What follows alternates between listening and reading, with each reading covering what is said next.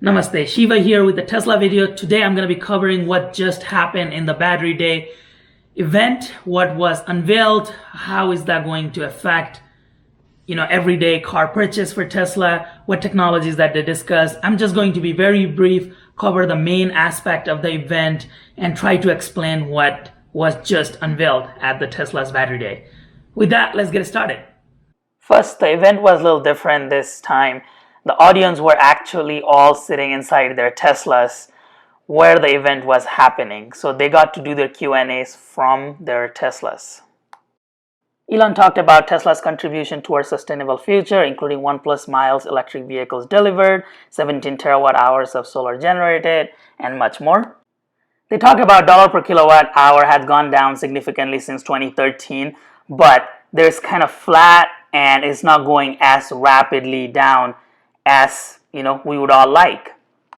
Tesla has a plan to bring the battery cost down significantly, and they're going to focus on 5 different fundamentals. First, the cell design, and then the cell factory, how those batteries are designed, anode material, cathode material, and then finally the vehicle integration, of how batteries are integrated on the vehicles. They talk about the fundamentals of how batteries work and how they are manufactured with different parts. And this is their solution: simpler manufacturing, fewer parts, and reduction in electrical path. Basically took the existing foils, laser patterned them, and enabled dozens of connections into the active material through this shingled spiral you can see. With simpler manufacturing, fewer parts, 50 millimeter versus 250 millimeter electrical path length, which is how we get all the thermal benefits. Yeah, this is important to appreciate. Like basically the distance that electron has to travel, is just much less. So you actually have a shorter path length in a large tabless cell than you have in the smaller cell with tabs. This is a big deal. So what does this mean? Just with their battery innovation technology, they have created this battery with 6 times more power than the current batteries, 5 times more energy density. That means 16% more in range. This results in 14% cost reduction, dollar per kilowatt hour reduction, just by the new battery technology. Yeah, and I want to stress, this is not just a concept or a rendering. We are starting to ramp up manufacturing of these cells at our pilot 10 gigawatt hour production facility just around the corner. Yeah. Now let's talk about their second cost-cutting measure, which is cell factory. They are looking into gaining efficiencies all the way from electrode to formation during the battery manufacturing process. They talked about the inefficiencies with wet electrode process, and they would actually want to move to the dry electrode process. You can see it here on a bench top. Literally powder into film. As simple as that. With this efficiency gain, you can go from 150 gigawatt hour to 1 terawatt hour of capacity on a smaller footprint, while realizing 75% less investment per gigawatt hour. So the cell factory optimization will result in another 18% cost reduction, bringing the total to 32% cost reduction with the innovation with the actual cells and the cell factory. But wait, there's more. But wait, there's more. Yeah. Now let's talk about anodes. They went into explaining why using silicon as an anode is costly and there are challenges. The particles start cracking, they start electrically isolating, you lose capacity, the energy retention of the battery starts to fade, and it also gums up with a passivation layer that has to keep reforming as the particles expand. Yeah, basically with silicon, the cookie crumbles and gets gooey. That's basically what happens. Good analogy. Yeah. And current approaches to solve this, which exist, I mean, we have silicon in the cars that you're all in right now, are involved highly engineered, expensive materials in the scheme of things. Now, they're still great, and they enable some of the benefits of silicon. They just don't enable all of it, and they're not scalable enough. And you can see some of the things that maybe you've heard of, SiO, silicon with carbon, or silicon nanowires. That's kind of the space right now. What we're proposing is a step change in capability and a step change in cost. And what that really is to just go to the raw metallurgical silicon itself. Don't engineer the base metal. Just start with that and design for it to expand in how you think of the particle in the electrode design and how you code it. Yeah, I'm not sure if you saw this. Basically, $1 per kilowatt hours. Yeah. Basically, if you use simple silicon, it's dramatically less than even the silicon that is currently used in the batteries that are made today. And you can use a lot more of it. The anode would cost, with this silicon, and the anode costs $1.20 a kilowatt hour. So with lower anode cost, we get to 37% cost reduction. Now let's talk about cathodes. They explained the battery cathodes, talked about cobalt being the highest cost and iron being the lowest cost, but not as good of a performance. And they talked about how there is a bunch of processing that is involved with all of these cathodes, and it takes up so much cost.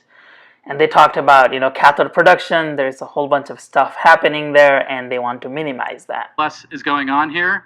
We get rid of the intermediate, metal, water, final product cathode, recirculate the water, no wastewater at all. And when you summarize all of that, it's a 66% reduction in capex investment, a 76% reduction in process cost, and zero wastewater. Much more scalable solution. Yeah. And then when you think about the fact that now we're actually just directly consuming the raw metal nickel powder, it dramatically simplifies the metal refining part of the whole process. So we can eliminate billions in battery-grade nickel intermediate production. It's not needed at all. Yeah. And we can also use that same process we showed on the previous page to directly consume the metal powder coming out of recycled electric vehicle and grid storage batteries. So this process enables both simpler mining and simpler recycling. And now that we have this process, obviously we're going to go and start building our own cathode facility in North America and leveraging all of the North American resources that exist for nickel and lithium.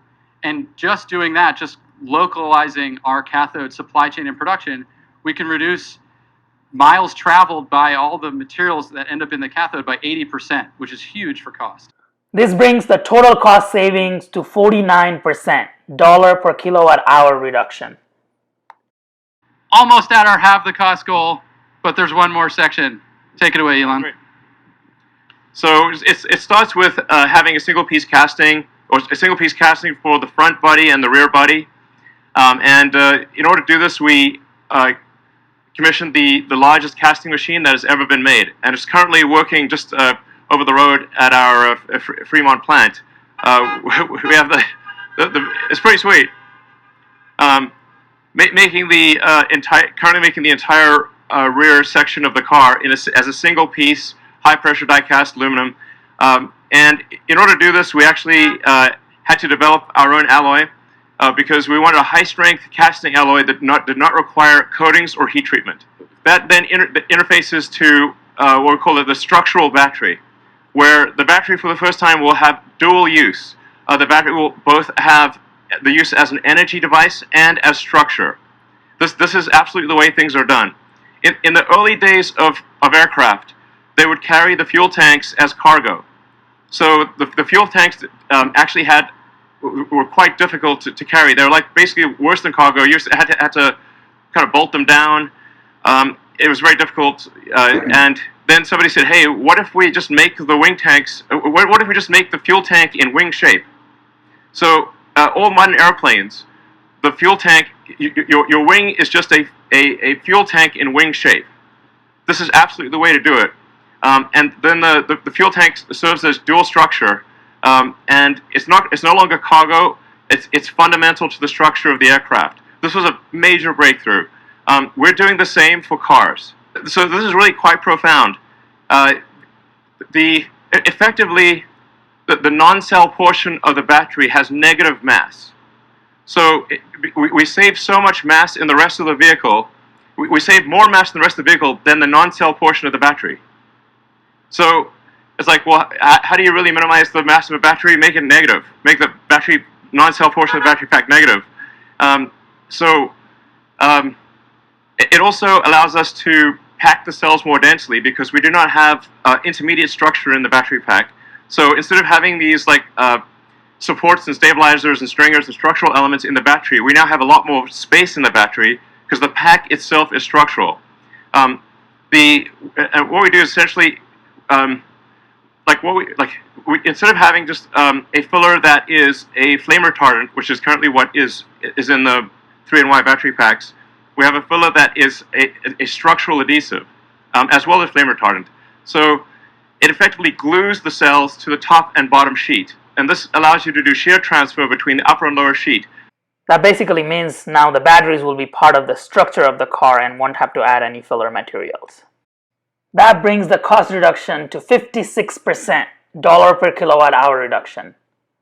In summary, with all of these measures, Tesla will be able to increase the range by 54%, decrease the dollar per kilowatt hour by 56%, and decrease the investment per gigawatt hour production by 69%.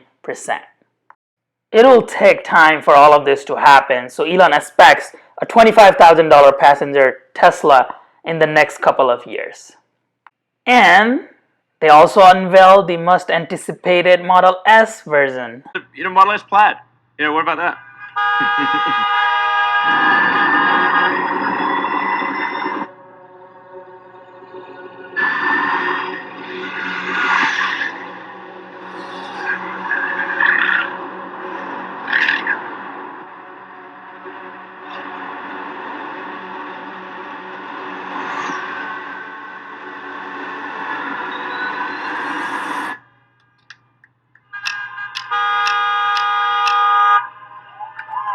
This 520-mile range Model S Plaid is listed for $139,990 and it is estimated to be delivered late 2021. Just to sum it up, Tesla plans on reducing the dollar per kilowatt cost by 56%, effectively bringing less expensive cars to the market, and Tesla plans on bringing a $25,000 passenger car within the next couple of years. How Tesla plans on doing that? Tabless batteries, they are looking into new battery technologies and how they are actually manufactured. Tesla plans on streamlining the manufacturing process of the battery themselves, reduce factory footprints, and essentially master the manufacturing process to reduce the cost. They want to use less engineered silicon as anodes and reduce cost significantly. They want to stop using cobalt, the expensive cobalt, as cathodes, and they want to use more of nickel going forward to reduce cost, as well as they are going to reduce a lot of processes that happens with nickel cathodes. And then looks like eventually there is going to be a cathode factory here in the United States. They plan on reducing the car parts and also adding batteries as the actual structural elements of the car so that they don't have to use spacers, fillers. The batteries will act as a structural elements, so that means they can have higher capacity battery in the car since they are structural elements. And finally, we now know more about the very anticipated Model S Plaid version, the 520-mile range car with some impressive spec will be available for delivery late 2021. That'll do it for this video. I just wanted to provide a brief update on what was just unveiled and what technologies are coming to Tesla, especially the battery technologies. I hope you found this video helpful. If you did, please don't forget to hit that like button, subscribe, turn on the notification. I have many more Tesla videos coming, and I will be doing another video covering more in depth of the Tesla's battery technology in the future. Thank you very much. I really appreciate your time. Namaste.